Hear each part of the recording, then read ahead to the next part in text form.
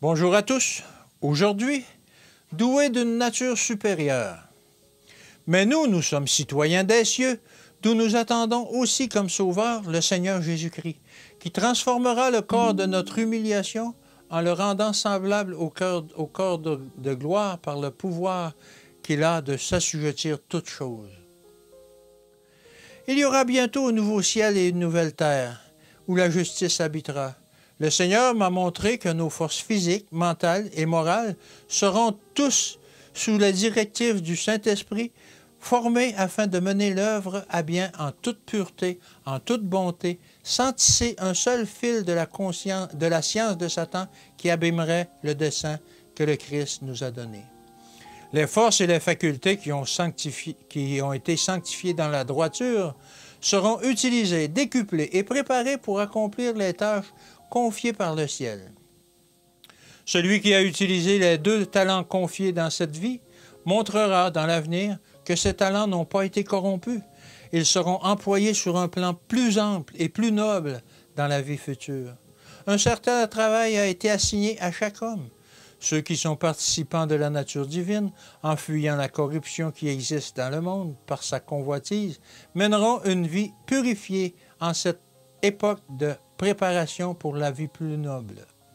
Ils commencent par vivre une existence d'un ordre divin ici-bas et manifestent la nature divine dans toute entreprise. Il n'y aura pas de place pour les escrocs dans le parvis céleste. On n'y trouvera ni falsificateur, ni menteur, ni adultère, ni personne qui soit enclin à la cruauté. Ils ne verront jamais la face de Dieu.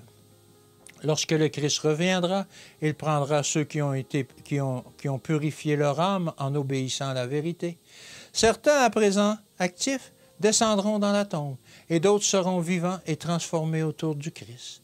Le corps mortel revêtira l'immortalité, et le corps corruptible, sujet à la maladie, sera changé de mortel en immortel. Nous serons alors doués d'une nature supérieure. Le corps de tous ceux qui purifient leur âme en obéissant à la vérité sera glorifié. Le ciel est rempli de la gloire de Dieu. Que puis-je dire pour éveiller les sensibilités spirituelles presque paralysées de bien des jeunes et de bien des adultes?